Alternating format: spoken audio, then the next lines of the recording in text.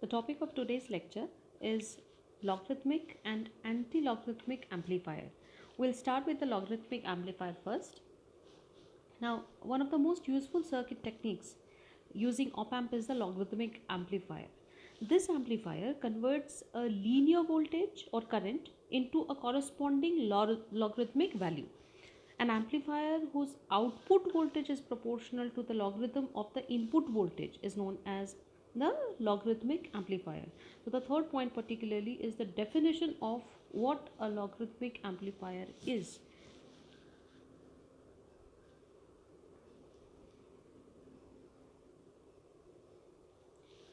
The heart of a logarithmic amplifier is a simple diode or a bipolar transistor in diode mode. The base emitter voltage VBE of a silicon transistor is logarithmically related to the collector current over an extremely wide range. Using such devices, we can create log converters over 5 decades, that is 10 to the power 5 or 100 decibels or more. Now, just take a look at this basic circuit of a logarithmic amplifier for positive input voltage. If you just take a look, we are applying the signal Vs, input signal Vs, to the inverting input terminal. R is the input resistance, and in the feedback loop, we have a diode connected from inverting input to the output terminal, and the non-inverting terminal is grounded. So basically it is an inverting amplifier with a diode used as feedback. Now how does this work as a logarithmic amplifier? Now we are using a simple diode because we know that we said that it can be of two types, diode or a BJT used in diode mode. For when we use a transistor over here, the base and emitter is shorted. So basically we can use a BJT also with the base emitter shorted. That means it is in the diode mode. Now we start from the basic thing is that at the op-amp input there exists a virtual ground. We have come across this many times. So because of virtual ground, the input current and the feedback currents are equal. Is is the input current and If is the feedback current.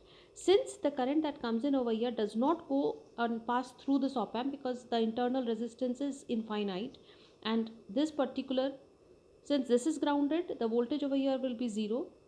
So this particular node also over here is also 0 due to virtual ground. Now Is is equal to then If. So let us write the equations for Is and If. If you look at it, for writing the equation, Is is the current that is flowing across the resistor R with the voltage across it as Vs on one side and 0 volts, because due to virtual ground this place is 0. So Vs minus 0 by R, that will be Is as per Ohm's law. And if you look at this, If is the current through the diode. So we just write the equation for the diode current, the basic equation of diode, or diode equation rather. So Is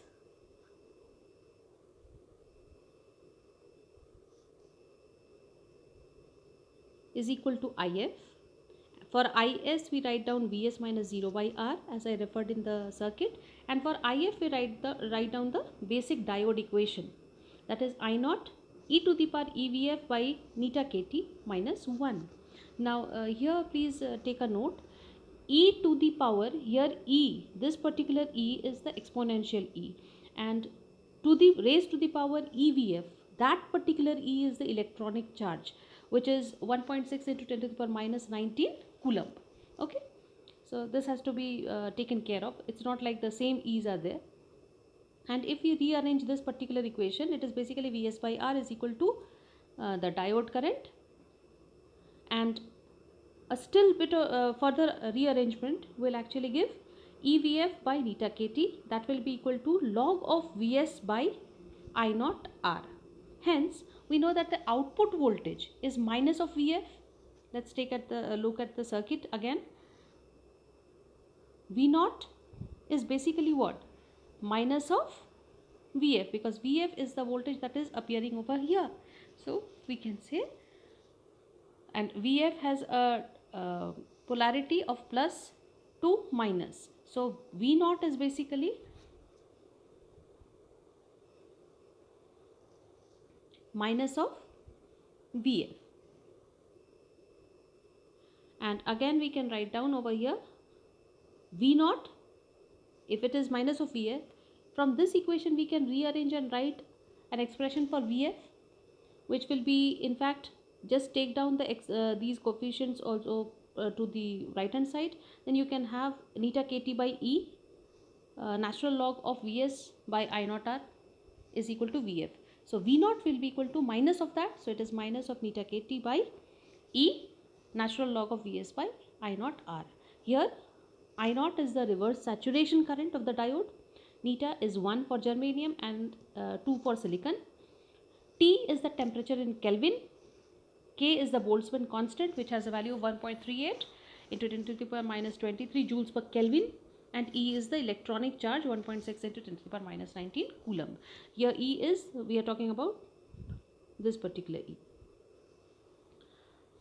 So finally, if you look at this particular equation, we have output voltage as the logarithmic value of the input voltage Vs. So this is the expression that actually justifies the term logarithmic amplifier.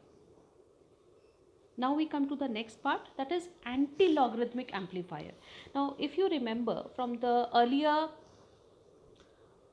circuits that we have dealt in op-amp, if you construct an integrator, perhaps integrator also we use the inverting amplifier configuration. What we use is a capacitor in the feedback path, right? So next, when we go for differentiator, which is the opposite action of integrator, what we do is we replace or interchange the place of the input resistance and feedback capacitor. That is, for differentiator we will have input capacitance and feedback resistor. Similarly, for logarithmic amplifier and anti-logarithmic logarithmic amplifier, the two behaviors or the function are opposite in nature. So we had diode in the feedback loop for logarithmic amplifier and resistance as the input. For anti-logarithmic amplifier, we just need to use the same inverting amplifier configuration with the diode and resistance interchange. That is, diode will be in the input side and the resistance will be in the feedback path. Okay, the rest is same. We are applying the input signal V1 and this is the output V0. V1 is applied to inverting terminal. This is again the same inverting amplifier configuration. So the non-inverting input terminal is connected to ground. Here we are just paying in this part that the current flowing across the diode over here is Is and the feedback current across resistor R is If. Now the basic definition of an anti-logarithmic amplifier is an amplifier whose output voltage is proportional to the anti-logarithmic value of the input voltage. Okay. Now again we start from the same place. How do we establish this relation? We start from the same place, that is we have a virtual ground at the op-amp input. So we can equate the two currents. Is is equal to If. So again Is over here is one second.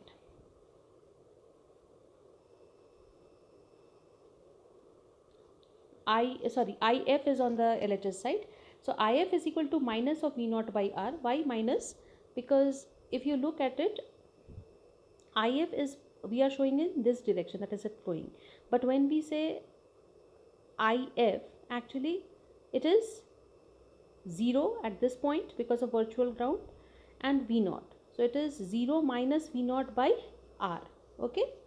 So 0 minus V0 by R, and the other side the input current is the diode current. So it is I0 e to the power EVS by eta kt. So again we rearrange the equation to obtain an expression for V naught. So effectively it will be V naught is equal to, in fact, if you at the first step if you rearrange, you will get minus of V naught by R is equal to I naught e to the power EVS by eta kt. Next time what you do is you bring in this I naught also to this LHS.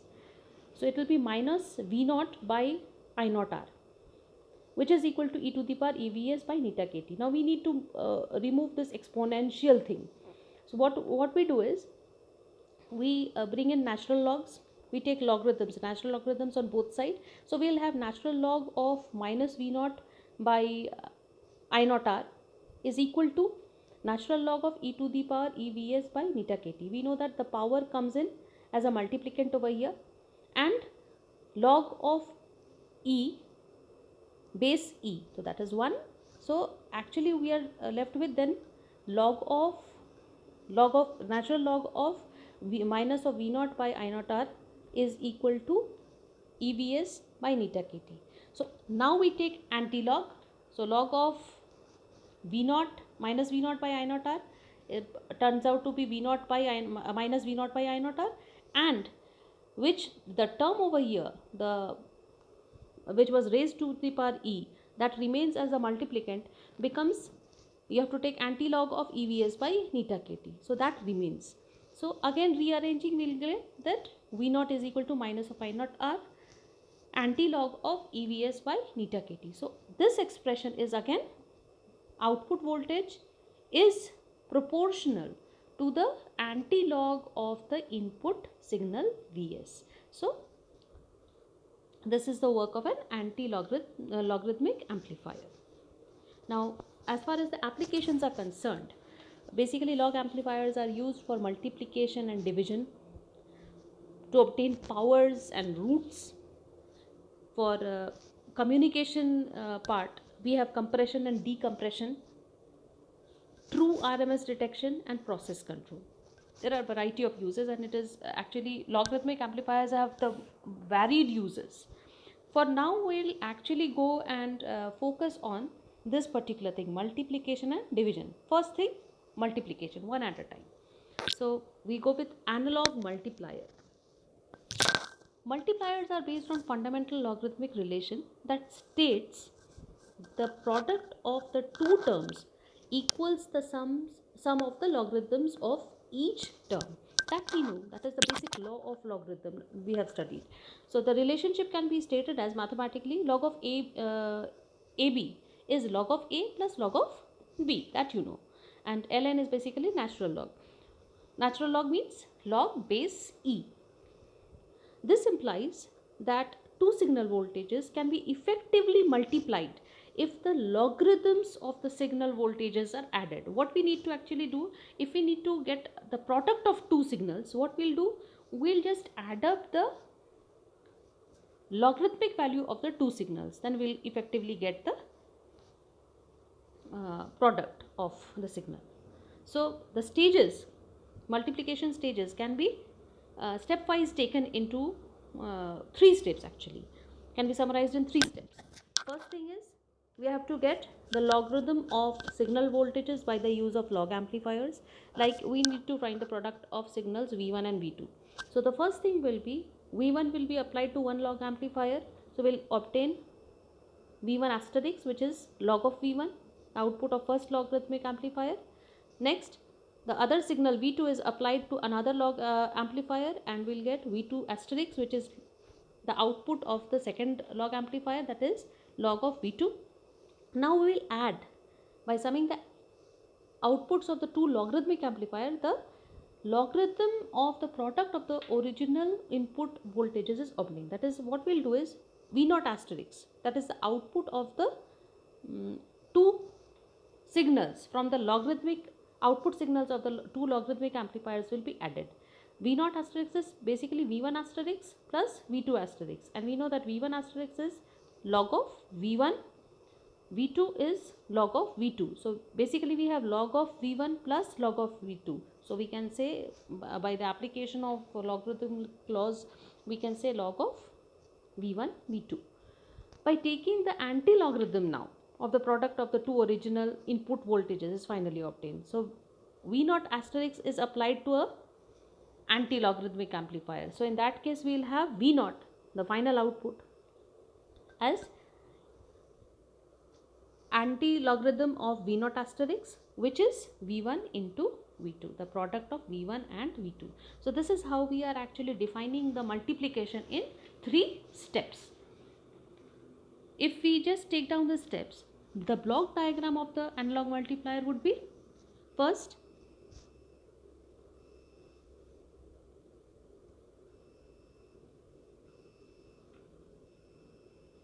V1 is applied to log amplifier, V2 is also applied to log amplifier. So at the output we have log of natural log of V1, and over here we have the output natural log of V2. Now these two signals are added. So we will have finally log of V1 plus log of V2, which is effectively log of V1 into V2. Now this signal is given to anti-log amplifier. So the log part is removed. So we have V1 times V2, the product of two signals V1 and V2. So this is the block diagram of analog multiplier.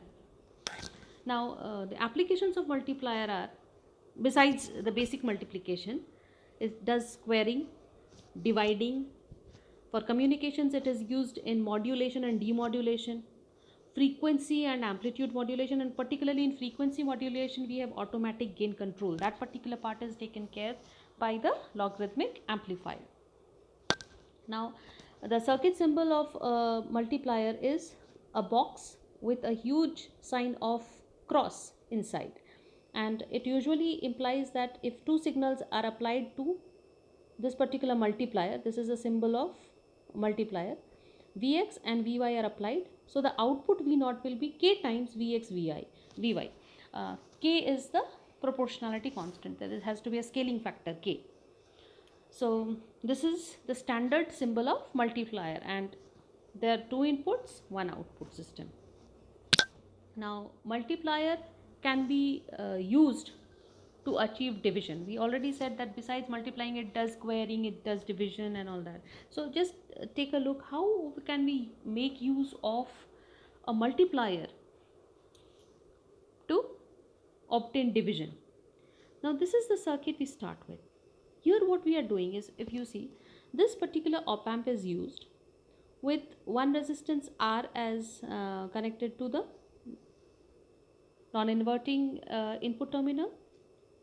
Vn, one signal, is applied to the inverting input terminal through resistance R.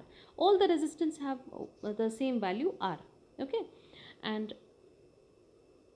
the feedback path actually basically consists of a multiplier. Okay, multiplier. So multiplier consists of a feedback, the feedback path is of a multiplier, and the output of the multiplier is actually fed back to the inverting input terminal.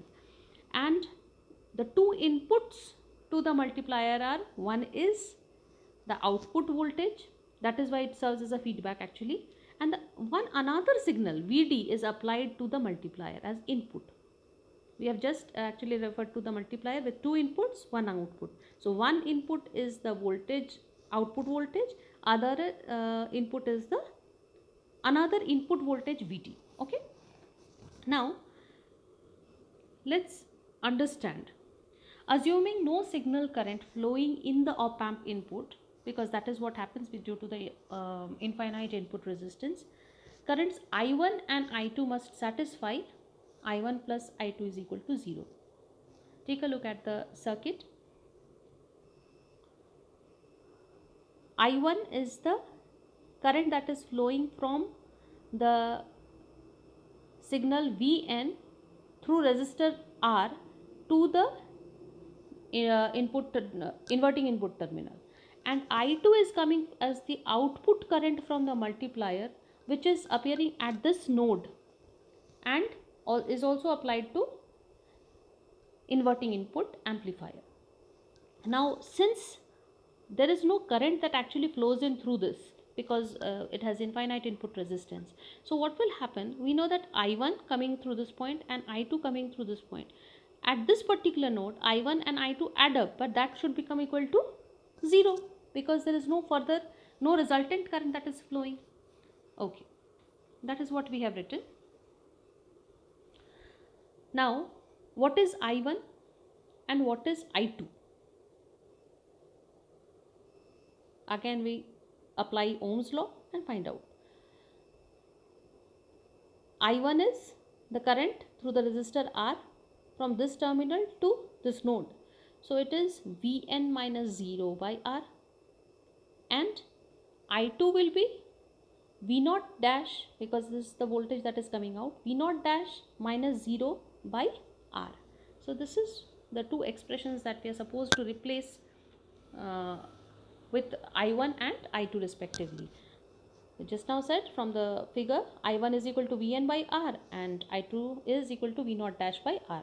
So if we apply these just put in the values of this I1 and I2 in the first one, the first equation, then Vn by R plus V0 dash by R is equal to 0. So effectively we will have Vn is equal to V0 dash minus of V0 dash. Now we know that V0 dash is the output of the multiplier, okay, and the two inputs to the multiplier are V0, the output signal, output voltage V0, and a separate input signal Vd. So as per the standard output of a multiplier, we know that the output of the multiplier is k times the two inputs. So V0 dash will be equal to k times V0 into Vd. So again we know that V0 dash is minus of Vn. So we just equate, because if both are V0 dash, then we can equate it. So k times V0 Vd is equal to minus of Vn, or effectively V0 will be equal to, just putting this equation in a simpler way, V0 will be equal to minus of Vn by Vd, k times Vd. Here Vn actually we are naming because it is the numerator voltage and Vd is the denominator voltage. Basically one signal divided by another signal. That is what we obtain. Output is proportional to 1 upon k minus 1 upon k is the scaling factor, and proportionality wise this can be treated as proportionality constant also. So output is proportional to the value of one signal divided by another, Vn by Vd. This is what we obtain. So how a multiplier is being used to obtain division. This completes our discussion over here regarding the analog multiplier. Now since we said that it can be used for obtaining division, we have just discussed a circuit that is exactly how we are obtaining division. Now for an exercise, instead of writing down a lot of review questions, I'll just give a little more higher cognizant level. I'll just try and give you the work to design a circuit for obtaining the square root of two voltages using multiplier. Just try it out.